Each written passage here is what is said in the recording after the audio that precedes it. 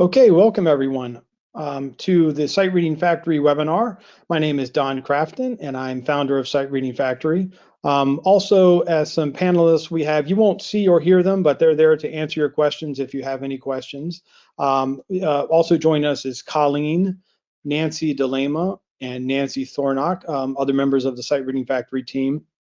So if you have any questions or anything today, you can feel free to ask them, and they will definitely respond. And if I forget to address anything, then they'll let me know, and I can also address some of those questions at the very end of this webinar. Okay, so so I talked about the questions. So this webinar is going to be whoops, let me get to the next screen here.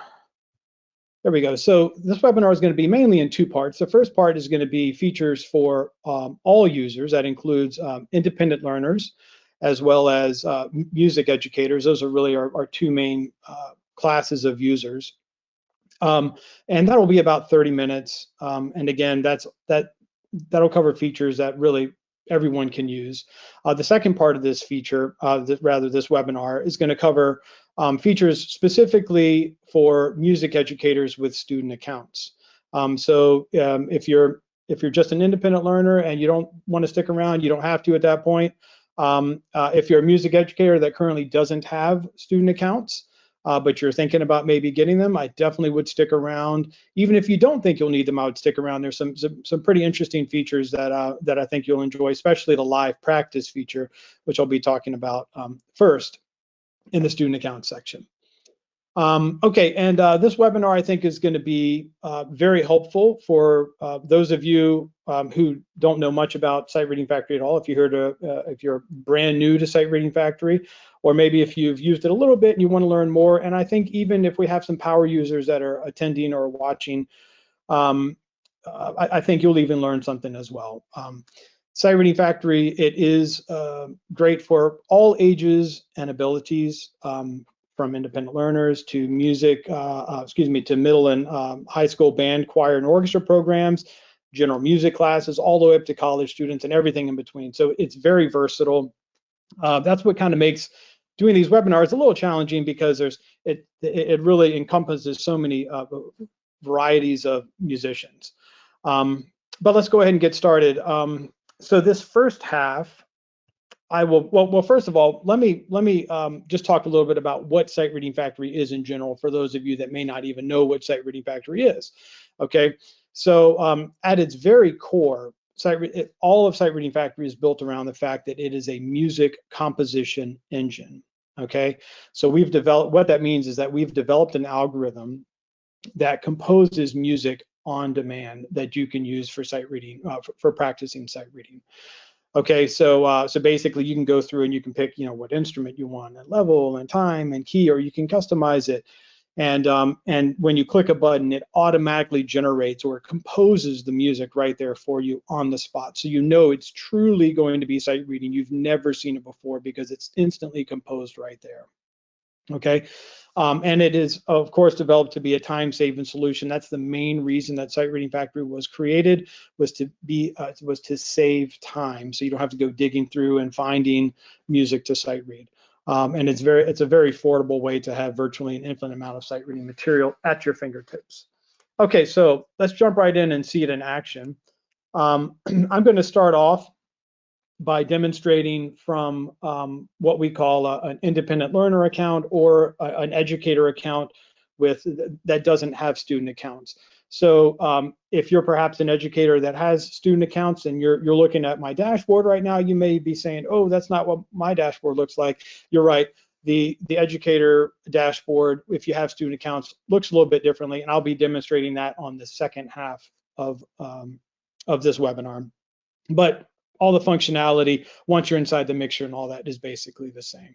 All right, so I want to just demonstrate how easy it is to get started and generate some music, and show you what the whole site is built around. Okay, so I'm going to hit start. I'm going to start a new practice session. I'm going to pick my instrument. I'm a bass trombone player, so I'm going to pick that. We do have other instruments, and I'll be talking all about that in just a moment. I'm just showing you how easy it is to generate some music. I'm going to do a level 2 because I'm not very good. I'm going to do 4/4 time signature, and we'll do happy B flat major, and I'm going to hit free play to generate the music. So from the time that I hit free play till the time that you saw this music, our algorithm composed this music, okay? So no one has ever seen this before. This was truly composed on the spot. You see how quickly it composes. We don't employ composers to write the music for us. We don't store this music in a database and pull it. You know, it's literally composed real time. So it'll be different every single time. So I know that I've never seen this before. I know this is truly sight reading, okay? So I could play it through. I know that I'm going to be sight reading it. And if I mess up, which is likely, I could go back and I could play it again. But of course, that's not sight reading anymore. Now I'm just kind of practicing this piece, right? So if I need another piece to sight read, I'll click next, and it'll give me a new exercise. And notice here's another piece that quickly. Got another brand new piece to practice. And you can see by looking at this piece, this is in B flat major. It starts on B flat. It ends on B flat. It has a nice contour. So we've taken pains to make it so that it sounds musical. You know, it doesn't sound like random, notes and rhythms and all that kind of stuff. So again, I can hit next, and I can keep doing this pretty much for the rest of my life, and I will never see the same exercise twice. Okay, so that's the idea. That's what Sight Reading Factory is. Everything about this site, that's what it's all built around, is the idea that it's randomly generated music on demand that you can configure for your needs or the needs of your students. Okay, so let's talk about some of those steps that I skipped along the way. I'm going to go back to the beginning and launch it from the beginning again. So the first thing I wanted to point out is that we have lots of different mediums that you can pick from, okay? So we have, as you can see, we have ensembles, we have the rhythm only, we have piano, voice family, tone sets, guitar, strings, woodwinds, brass, and percussion. So we have lots of different families that you can pick from. Within each of these, there are, most of the time, there's different, sub instruments within that family that you can pick, right? So I'll start with the most popular one, which, believe it or not, is rhythm only. Okay, that's because that's really applicable. It doesn't matter what, if you're a singer or if you play piano or a woodwind player or whatever, everyone needs to practice rhythm only. And I guess just to preach a little bit, in my personal opinion, I think rhythm only, or the rhythm rather, is the hardest thing when anyone is trying to sight read something. Most times when people are trying to read something they've never played before, they may say, "Oh, I don't know how it goes. I'm not sure how it goes." But the tune, the notes, whether it's a C, a D, or whatever, how it sounds may not be the most difficult thing, but the rhythm actually when you play them a lot of times is the most challenging. So just doing rhythm only is a great way to do that. So I'll select rhythm only. I'm just going to pick a level 3. Again, we'll do any time signature. And here you can see it spits out just a rhythm only line. Again, this is a great way. Use whatever counting system that you like. And it will spit out, endless exercises that are rhythm only. And again, you can make this as hard as you want, as easy as you want with customization, which I'll be talking about in just a moment. I'm going to get through some of these other instruments here first. Okay, so we talked about rhythm only. I'll briefly talk about piano because I bet we have a lot of folks that are here that want to learn about piano. So with piano, we do have we actually have a whole bunch of different levels for piano, and I'll briefly talk about them so you can understand the variety that's here. So piano level half is sort of like thumb share C position, okay? I mean, you can do it in other key signatures, but it makes sense to just do thumb share C. Levels 1 and 2 are going to be, actually levels 1 through 4 are going to be fingers in a 5-finger position, so there's no shifting involved, just in a 5-finger position. And levels 1 and 2 are going to be hands separate, so the hands will never play at the same time. They will always be separate. So get some right hand and some left hand, just not at the same time. Level 3 and 4, again, still in a 5-finger position, but what you'll get with level 3 and 4 is the hands playing at the same time, okay? Level 4 introduces some simple 2-note chords, and then 5, 6, 7, and 8, basically we start wandering out of a 5-finger position. We do some shifting, we start adding more complicated chords, and of course, more complicated rhythms. So that sort of summarizes piano in a nutshell. I'll show you like a level 1 just to give you a little preview of a couple things. Here's a level 1, real simple, right? So again, hands in a 5-finger position and hands separate. Okay, here's a level 3 where they play together. Okay, so again, still 5-finger position, hands playing together. And then here's a level 5 where hands can start wandering out of 5-finger position. Whoops, I've got the annotations on. Let me turn those off. Okay, so we're still in, we're out of 5-finger position at that point, and obviously things start getting a little more difficult. So this gives you an idea of the piano levels. So let's talk about some of the other mediums here that you'll be interested in. Now, for our music educators, we do have lots of different ensembles that you can pick from, okay? And those include concert band, choir, and orchestra, both full orchestra and string orchestra, okay? And for each of those mediums, each of those ensembles, you can do unison ensemble or multiple part ensemble, okay? So I'll start with a concert band, and I'll start with unison concert band just to show you what it looks like here. So we're not going to do a level 5. Let's do another level 2, and let's just do Happy B flat major again for band. And I think I'm zoomed in a little bit. There we go. Okay, so here you see a full concert band piece, all right, and this is unison, so you can see that everyone's kind of playing the same thing in different octaves, obviously. But it has everything that a band director needs. It has our C treble, we have our B flat, we have our E flat, our F, our C bass, and our percussion part, all right? So you can project this up onto a screen, and all of your students can read from it together. You can also print out the parts if you want, but projecting it is a very convenient way of doing it. You know, so you don't have to pass out anything to your students. And also in the second half of this, I'll be showing you a really cool feature called live practice, which is an even easier way of doing ensemble music. So again, if you're a music educator and you don't have student accounts, stick around. You're really going to want to hear about that. It's a really neat feature. So this gives you an idea of what some ensemble music looks like. And let me show you for concert band. Let me show you multiple part choir. This is pretty neat. So with multiple part choir, let me change the level. We'll do maybe a level 5. The cool thing about this is that you can select the exact vocal ensemble that you want. So I can do, you know, soprano. I can do like a typical SA TB ensemble, okay? Or I could do SSAA or just SA or SSA or TTB, whatever. I can kind of make whatever ensemble I want, okay? So I'm gonna do a traditional SATB. 4/4 is fine. Maybe let's do D major, change it up a little bit. Okay, and here is a 4-part exercise for SATB. These are nice little chorales. I would play this for you so you can hear it, but I don't think the audio is going to come through. We tried to test this yesterday and it sounded pretty cruddy, so I'm not going to try to play it. But I encourage you to go check it out because these are really nice little chorales. We took into consideration all those part writing and voice leading rules. So definitely give a listen to these. These sound really nice. And if you notice, there's little features that you have over here where you can, you know, if I click on these, it can mute out certain parts, or you know, you can listen. You know, so if you, let's say you have a class full of sopranos, you can generate a 4-part exercise, have them sing the soprano part, mute out their part, and play the other part, so it can simulate them playing or singing in a 4-part exercise. So that'd be kind of a neat way of using it. Okay, let me get back to some of these other mediums over here. We do have, like I said, full orchestra as well. That looks just like concert band.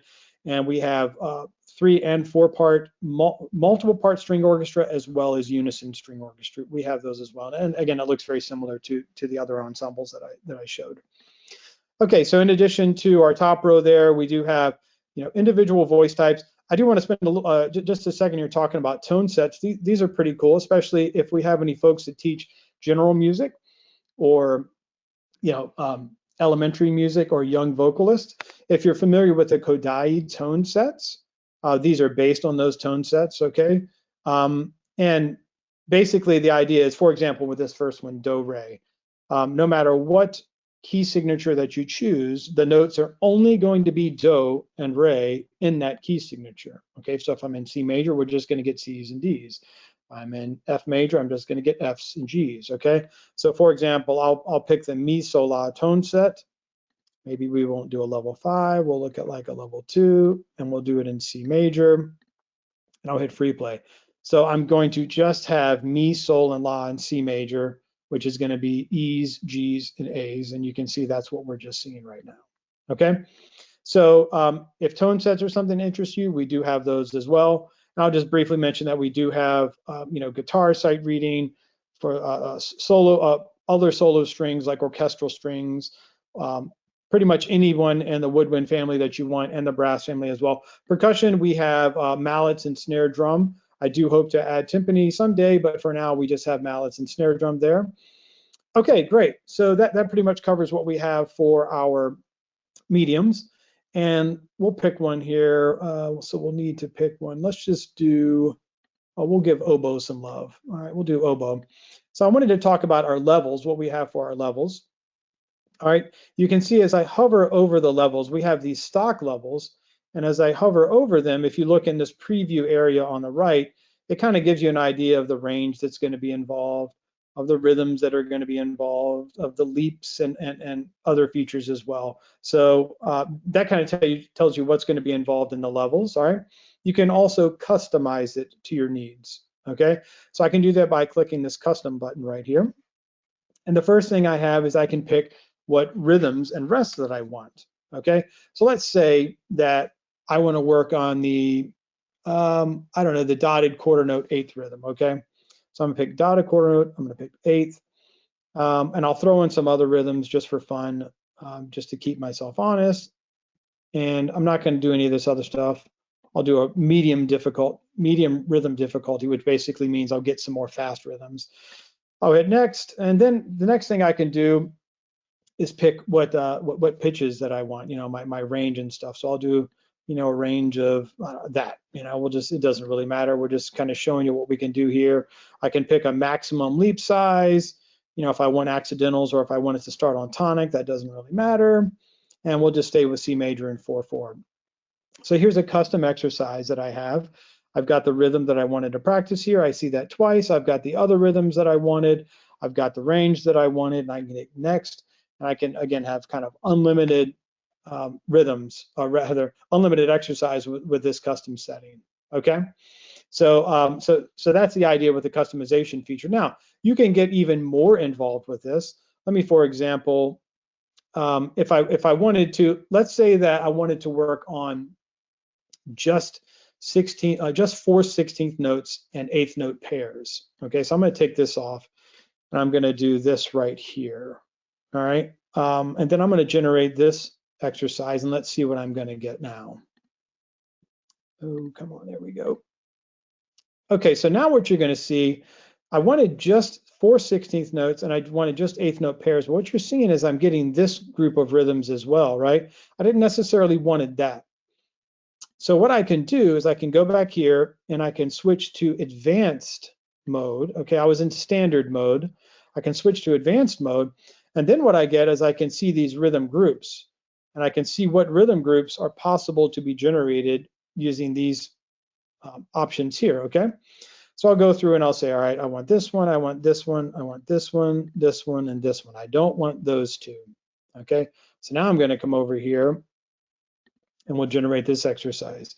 And now you can see that I have only eighth note pairs and the 4 16th notes and all the other rhythms that I wanted. Okay, so that's a nice way, that advanced rhythm selection there is a nice way to weed out rhythm groupings that you don't want to see. Okay, another interesting feature, and actually I'll demonstrate this from a vocalist point of view, would be our, well, let me go back and do some simpler, so we don't have all those 16th notes. Get rid of that. Oh, that's fine there. Okay. So for vocalists, another really cool thing, actually it's for anyone, but I think it's especially helpful for vocalists, would be to customize the leap. So instead of having leaps no greater, like a maximum leap size, right? We can do a custom leap size. So we can come over here and say leaps from 1 ascending to 5, and leaps of 5 descending down to 3, things like that, right? Must start on tonic, and we're in 4/4 and we're in C major. So here's an exercise where, I've changed my range, I've changed the rhythms. There's a leap I wanted right there. There's a leap I wanted right there. Everything else is in steps. So really great way for you to be able to customize it and really narrow it down to exactly what you want. This does work for, I did want to speak about the customization feature real quick. Currently, the customization feature is only available, I should say actually who it's not available for.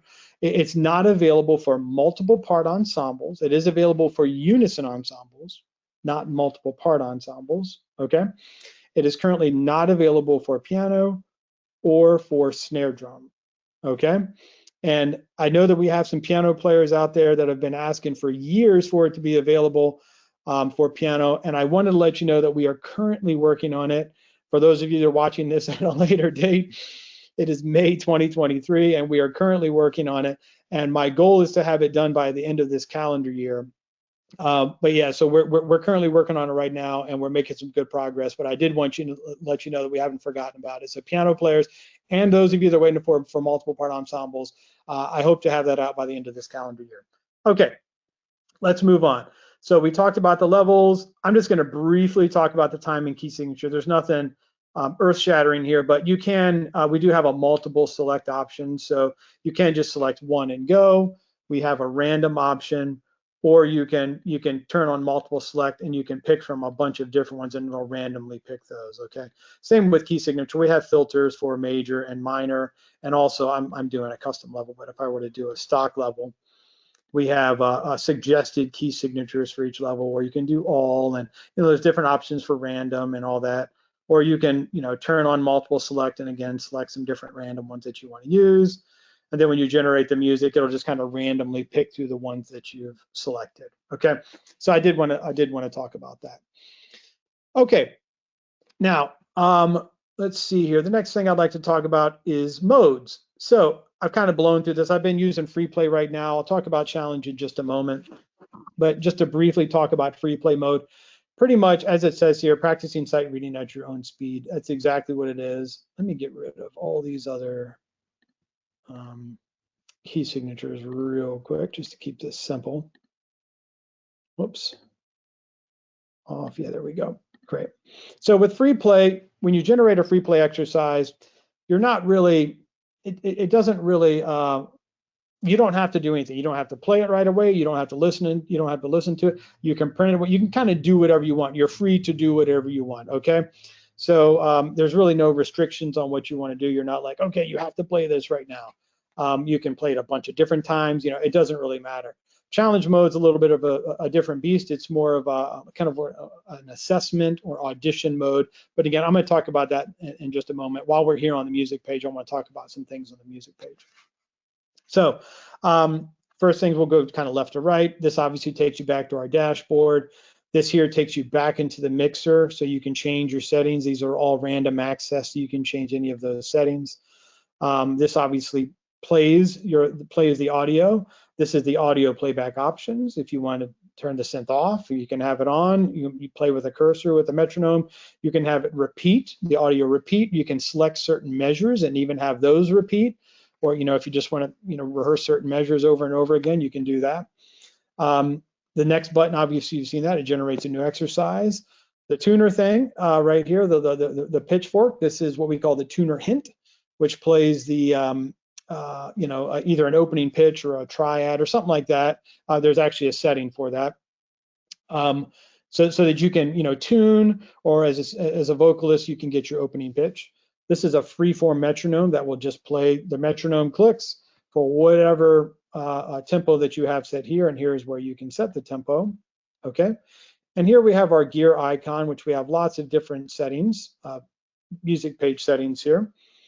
Here you can see how we can zoom in and out on the music. All right, this is especially helpful for, and this full screen option, this is especially helpful for those of you that may be music educators that are projecting this onto a screen, and you're trying to get it to fit right on the screen so everyone can see it. So I encourage you to experiment with the zooming and for the full screen option as well. And again, I'm talking about projecting again, and I want to mention, in case for those of you that may have come late, be sure you stick around for the second half of this, where I'm going to be talking about live practice, because projecting is great. Live practice is really awesome for doing ensemble. Measures, here you can set the number of measures, as few as 4, as many as 24. Annotations, here you can turn on, there's different annotation options. Here we have different solfege systems. You can do pitch names or scale degrees, okay? So I'm gonna start with a solfege system, movable tone, la bass minor. I'll generate some exercises here. And here you'll see I now have the solfege below the notes. Okay, now I can click next, and I'll always have the solfege below the notes. And here's a little pro tip for those of you that may not know this. I'm going to talk about hotkeys in just a moment. But there's a fun hotkey that a lot of people don't know about for annotations. It's the letter A on your keyboard. So if you click A, it turns the annotations on and off, okay? So this is really great. If you want to play this through one time with the annotations on, hit the A key, turn them off, and then try it without the annotations on, okay? And that works with the pitch names, the scale degrees, and the solfege, okay? All right, so let's turn the solfege back off, and we'll see what else is over here. You can subdivide the metronome beat. Obviously, that's pretty self-explanatory. Oh, here's where you can set the tuner hint type, right? If you want to be the opening pitch or the tonic, just the tonic if you want to make it hard on yourself to find your pitch. Block chord, broken chord, and arpeggio, okay? And well, we'll put it on the broken chord. We can have the measure numbers on and off. You can see those toggle on and off over there. The minor scale type, that's pretty neat, you know, depending if you want to do, you know, if you're doing sight reading in a minor key, if you want it to be based on a natural minor scale, melodic minor scale, or harmonic minor scale, okay? The melodic minor sounds really cool. And how you want the cursor to move, if you want the cursor to move on the note or on the beat. Okay, so the note is kind of the traditional, just kind of smoothly moving through the measure. The beat's kind of interesting. If you do that, just show you what that kind of looks like. Wait, do I have the cursor on? I might need to actually turn, oh, it is on. You can see there, it's just gonna kind of click through the measure on the beat, showing you where the beat is. So that's kind of a neat way of doing it as well. Okay, and here also is where you can print. You can see all of our keyboard shortcuts. I encourage you to check all those out. That is in a handout, by the way. So I think that's available for you to download if you'd like. And if you see any issues, click the bug report. We always read them. Okay. All right, great. So that's those are all the features on the music page. And now let me get back to challenge mode. So as I mentioned, challenge mode, as it says, is you're testing your skills like you would in real life, right? So let's say that you were really in a situation where you had to sight read, whether that would be at an audition, okay? Or maybe you were asked on the last minute to sit in a group, you know, or you're in some ensemble assessment at school or something like that, okay? So challenge mode is for you. Challenge mode will always involve a countdown timer, okay? Because typically in these kind of situations, you're always going to have a limited number of time or limited amount of time to study the music before you have to perform it. It's rare that you're going to put a piece of music in front of you and say, go, and you just have to sight read it. You know, you're going to have, you know, typically some amount of time to study it. So there will always be a countdown timer involved, which you can, you know, you can set to be whatever you want it to be. Okay, there's a bunch of features over here that it's involved with challenge mode. You can turn the metronome on or off. You can have the cursor be on and off. You can have disappearing measures be on or off. You can record yourself in challenge mode. This is great for practicing.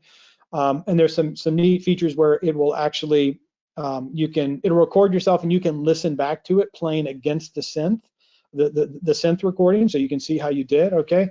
You can also do challenge mode with the synth on, so you hear yourself playing along with it.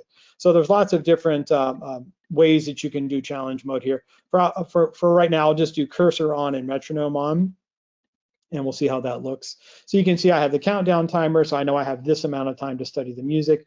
I can come over here, I can get my starting pitch, I can check to see what the tempo is going to be, and then I can say I'm ready. Or I can wait out the full amount of time, it doesn't matter. So it clicks off. So now I'm expected to start playing. Remember, I had the cursor moving on the beat. That's why the cursor looks like that. You can see the measures are disappearing. That's to encourage you to keep moving. So if you make a mistake, you're not going to look back at your mistake. You're going to keep plowing ahead, okay? Because that's really the best way you want to sight read. You don't want to stop and go back. You just want to keep plowing right ahead. All right, so that's an example of what it looks like when you're taking a challenge exercise. You can click retry for challenge, which just restarts those animations again and let you try the exact same one, or you can click next. The countdown timer restarts. at 35 seconds, which is what this was for, and you can keep going. Okay, so that should give you an idea of what challenge mode is all about. It's a really fun way of practicing, especially with the disappearing measures feature. Okay, so before I get on to student accounts, I did also want to mention, this is also a useful a feature for everyone, is back on our dashboard, we have the recent and saved configurations, okay? So these are great for quickly launching a configuration that you've done before rather than having to go through and set the whole thing up again, okay? So for example, I set up this soprano custom exercise. I can just click it right here, click this row right here, and boom, it launches it. Keep in mind that this is just the configuration, okay? It's not the actual exercise. Okay, so it's just a configuration, not the, it'll always give you a new exercise. And then let's say I really like this one and I want to save. These are just my 5 most recent configurations.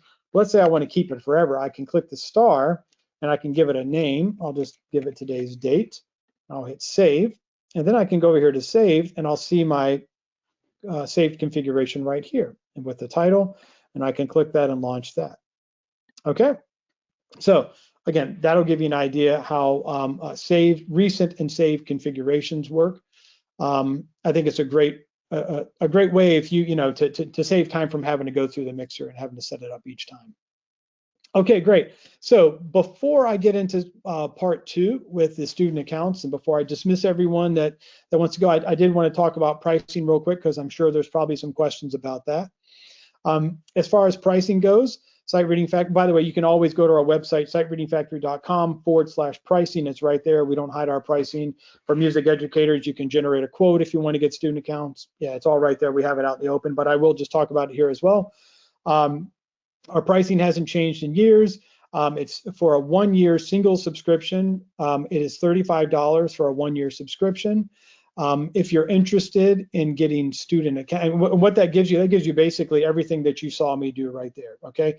So as an independent learner, you have unlimited access for a year. You can generate as many exercises as you want.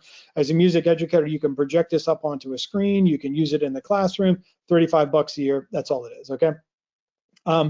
If you're interested in getting student accounts, that's as low as $2 per student. If you're getting 100 or more, it's $2 per student.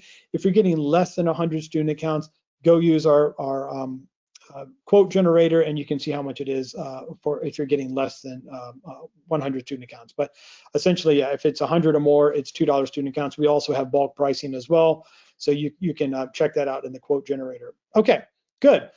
So thank you for those of you that were independent learners. I'm going to continue on with features for those that may be interested in getting student accounts. So you're welcome to stick around if you want. Music educators, I hope you're going to stick around and hear these other features coming up. They're really, really cool. Okay, so I'm going to switch dashboards now because the dashboard will look a little bit different. So now you should be seeing my music educator dashboard, okay? And the first thing I want to talk about is the different LMSs that we have, okay?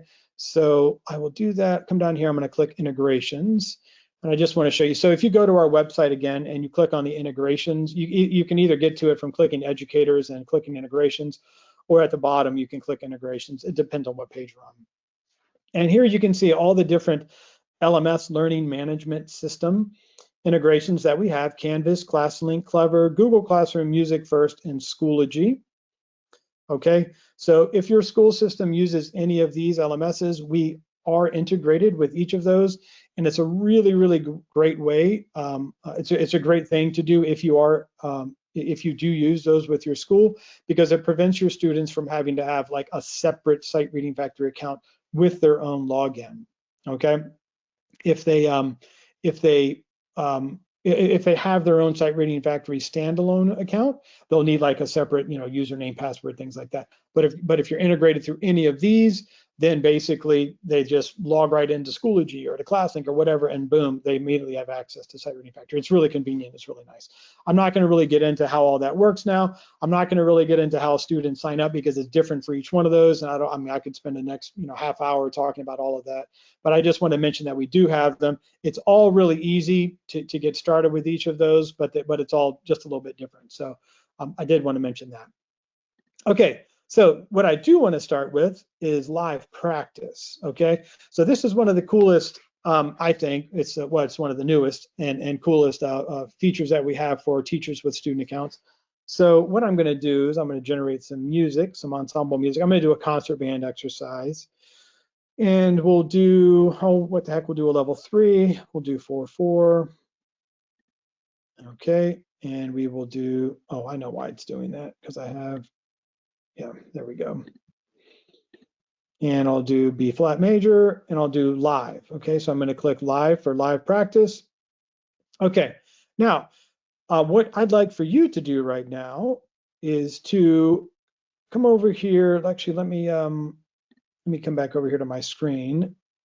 If you could please scan this QR code with your cell phone. Okay, and what this is going to let you do, this is going to let you simulate joining my live practice session. Now, if you're watching this later, if you're not watching this during the live webinar, scanning this QR code actually isn't really going to do anything. It may take you to a screen that makes it look like that you're joined to a live practice session, but if I'm not actively there generating the music, then you won't see anything. So I did want to point that out. This is really only going to work for those of you that are joining us live. Okay, so I'm going to give you folks a couple more seconds here to join my live practice sessions. Yeah, so just get out your phone, do whatever you normally do to scan a QR code, and you'll have to pick an instrument. So pick whatever instrument that you want, and then you should see some music. So I'll give you 5 more seconds here to scan the QR code and join. And then I'm going to hop back over, and we'll see. Let's see here. Got to get out of that. There we go. Okay, great. Looks like I have about 30 folks that have joined my live practice session, and 31 now. And yes, this actually does show you, this little feature right here does show you who in your class is joined. You'll see that I have a bunch of musical students that have joined here. Okay. Okay. So you can imagine that now, you're maybe projecting this up onto a screen. You don't have to, but you could be. But let's say you're not projecting up to a screen. You just have it on your device, right? Then all of your students have joined your live session. By the way, I wanted to say that this is not how they normally join. They normally don't join with the QR code. I want to make that point very clearly. They don't normally join with the QR code. This QR code business is just for kind of my way of getting y'all to join this demo right now. Okay, so but normally what they do is they click a button, they join, and they connect to your live practice session. So you're generating a full ensemble exercise. Your part looks like this. They have their own device on their music stand, or they're holding it, or whatever. They can be using a Chromebook, they could be using a tablet, they can be using a smartphone like you're using, or whatever. And then they'll see their own part. They won't see the full score like you see. Okay, they'll see their own part. Okay, then what you can do, let's say you all sight read it together.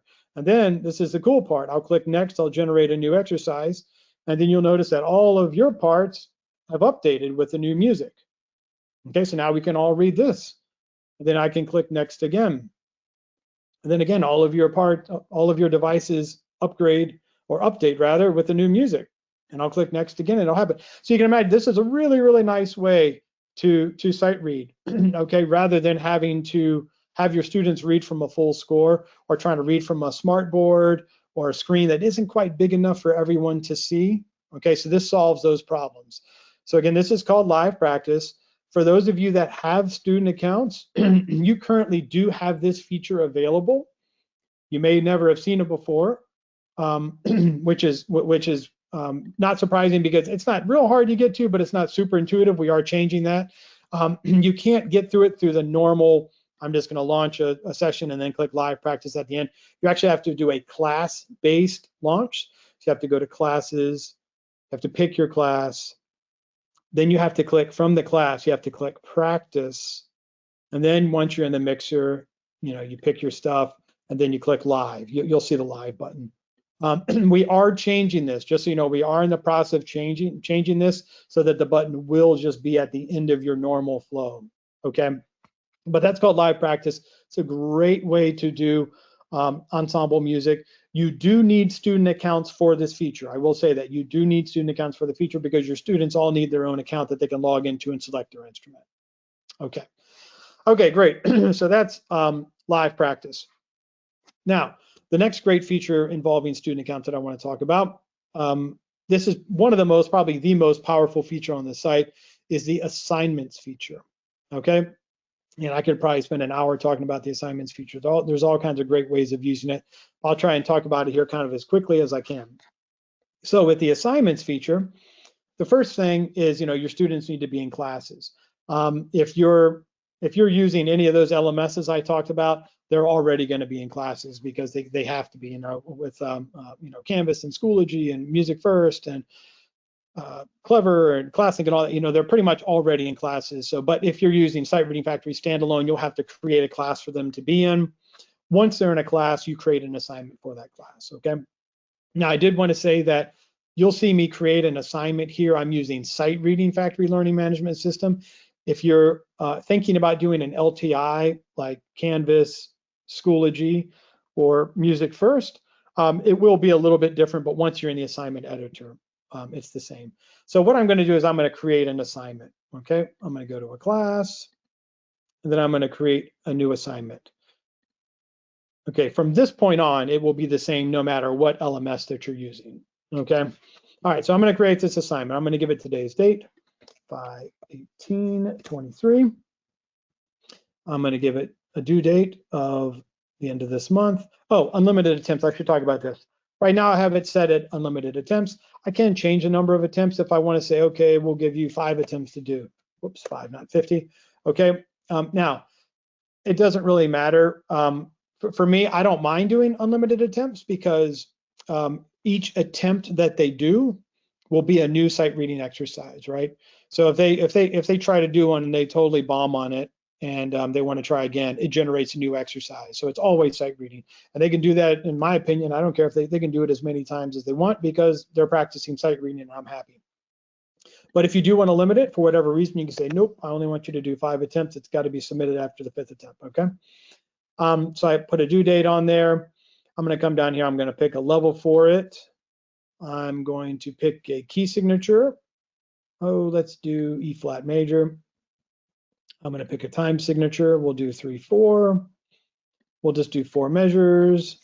We'll give it a tempo of that, countdown timer of that. I'm just kind of showing you how I can do different things here. Note cursor, we'll have it move on the beat. We'll put on scale degrees. Why not? Let's see here, tuner hints. I can set what I want the tuner hint to be. We'll have it be a broken chord. I'm not doing minor scale, so it doesn't matter. We'll put on disappearing measures and measure numbers. Mute student part. This is kind of cool. I'll take a second to explain this. So this is pretty neat. If you want your students to take an assignment simulating them playing in a full ensemble or playing with a full ensemble, you can do that. You would enable this feature right here, okay? Then when they go to generate the music, let's say they go in and they pick an ensemble, okay? They pick an SATB choir, for example, all right? And you have this mute student part on. It'll generate an SATB exercise. The student has to pick their part. They say, I'm a soprano or whatever. It will mute their part. It'll mute the soprano part, but it'll play the alto, tenor, and bass part. So while they're singing their part, they'll be hearing the alto, tenor, and bass part. Okay, so that's a great way for students to simulate performing in an ensemble while taking an assignment. Okay, so that's a neat feature that you can turn on as well. I'm not going to do that right now. Okay, so I've created this assignment. Wonderful. And then I can log in as my student, and I can try this, but just to simulate it so you can see what it's like. I'll try this from the student point of view. Okay, so I'm going to come over here and I try it. I'm going to skip the mic check. And then I'm going to pick my instrument. I'm going to come over here and just pick bass voice. And here you can see I've got all of the options over here. It's how long the countdown is going to be, how many measures, the tempo, how many attempts that I have, all this kind of business. So the student can see before, how, all this kind of business. All right. I'm going to hit start. And here I can see my countdown has started. And I think I'm ready to go. So I'm going to click ready. This should look familiar. It's like taking a challenge exercise. Okay, it's counting off.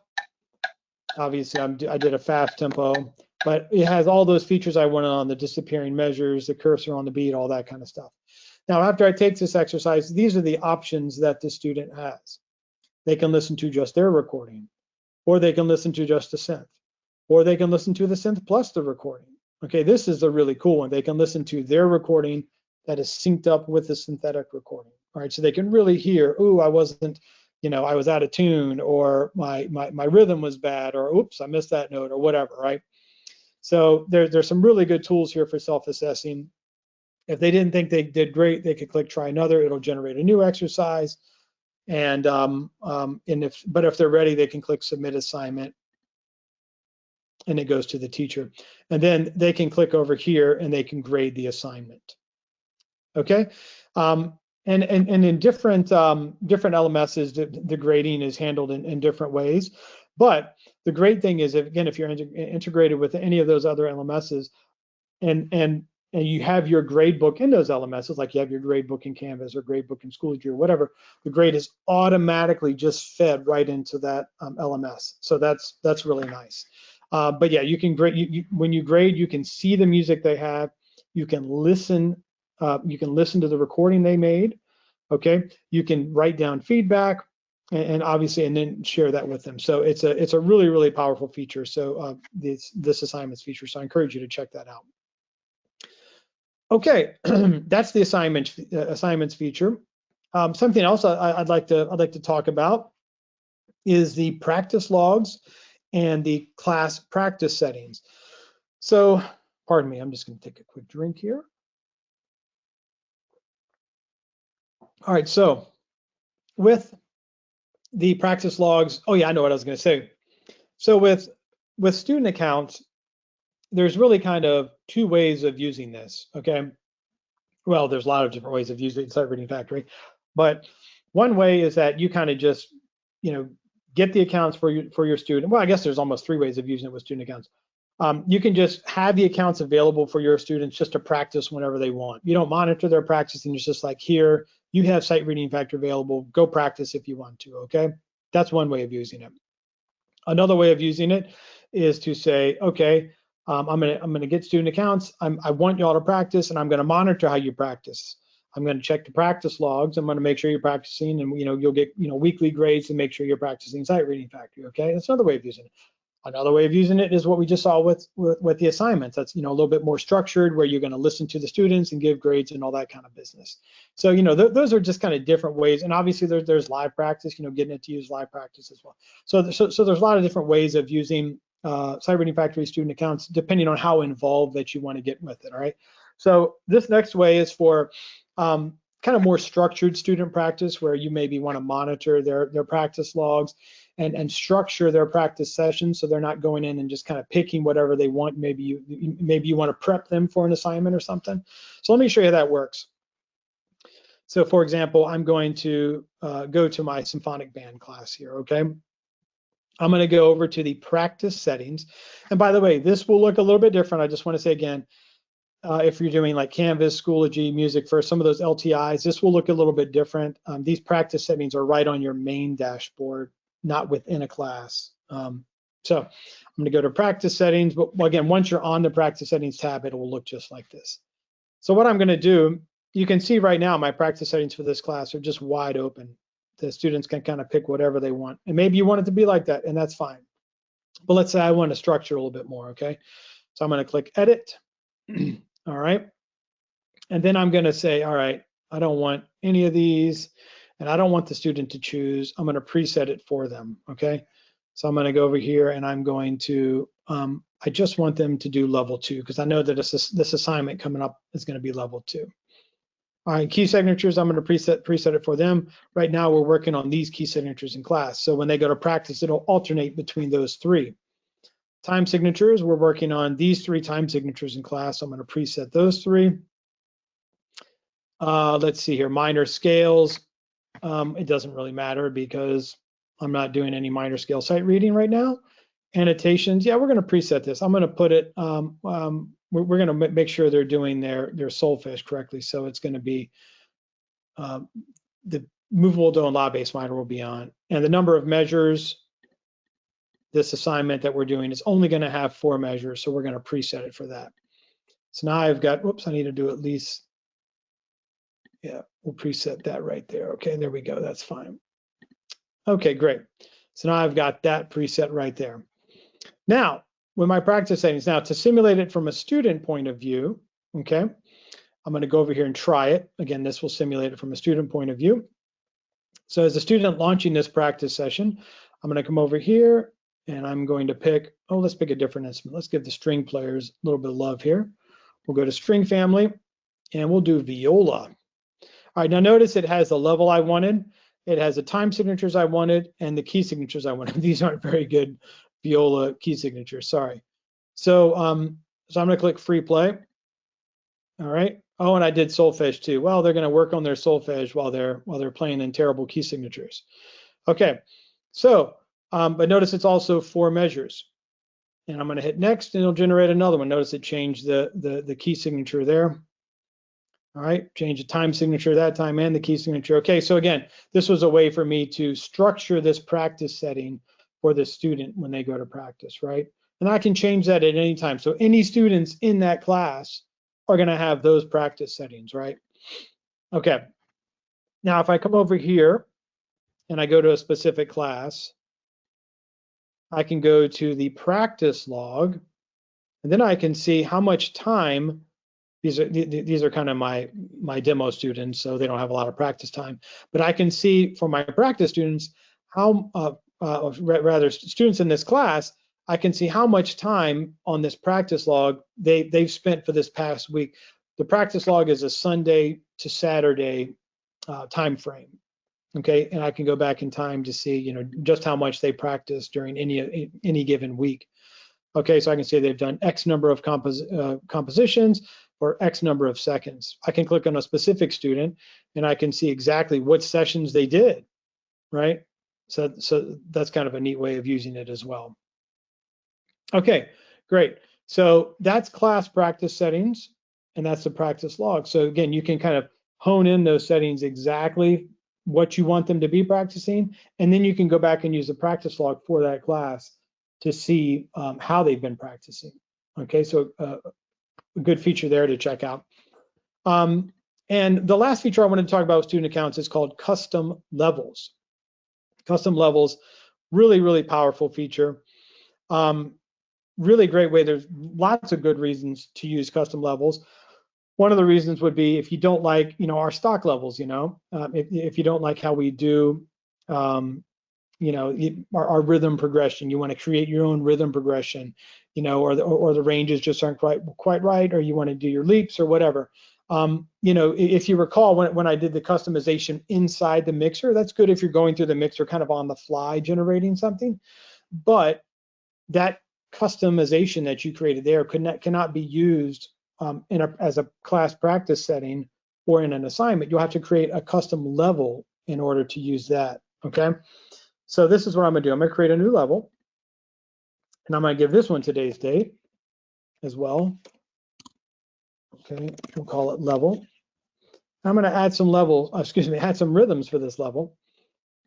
It doesn't really, well, you know what? I'm just gonna do quarter notes so that way we know what I'm looking at here. So it's only quarter notes for this level.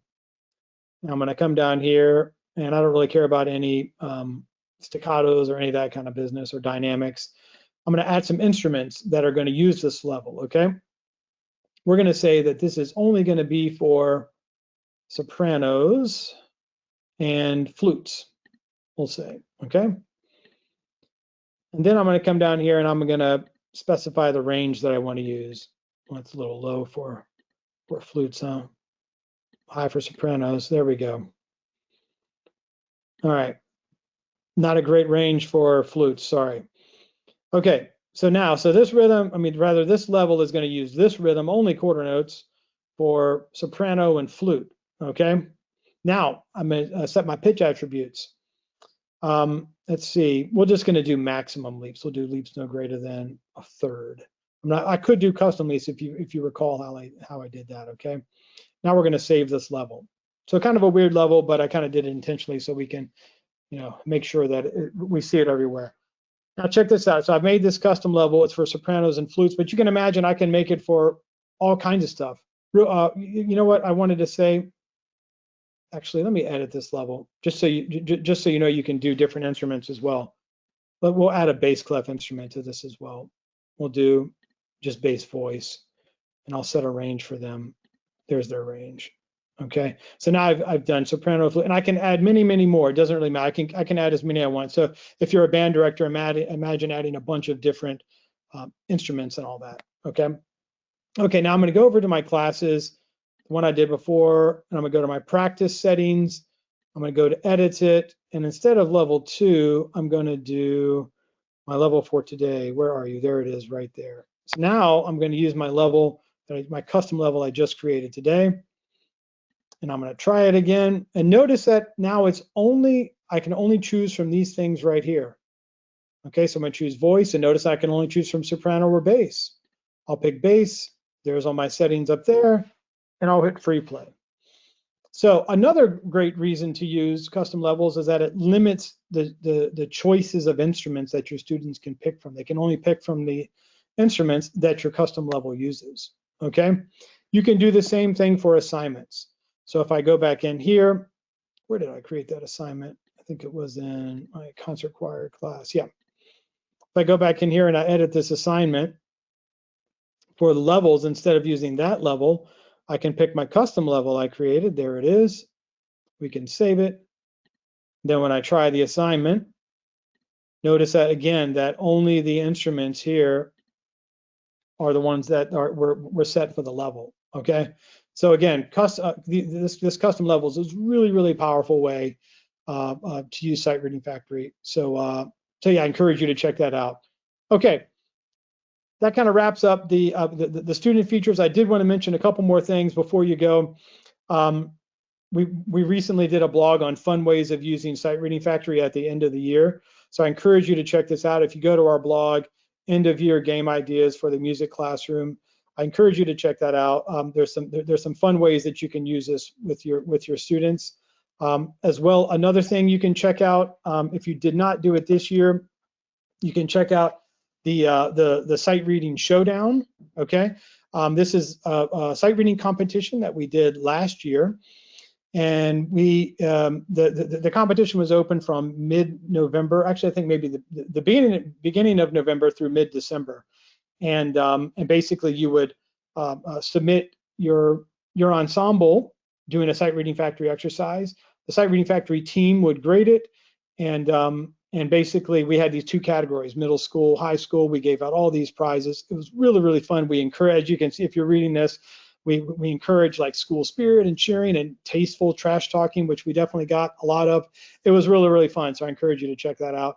But yeah, we will be doing that again this year. We're probably going to open it up again in beginning of November. We'll close entries in mid-December. We gave out some great prizes, custom t-shirts and cash rewards to booster programs and pizza parties, all kinds of stuff. So check it out. It's a really cool event, and that's called the Sight Reading Showdown.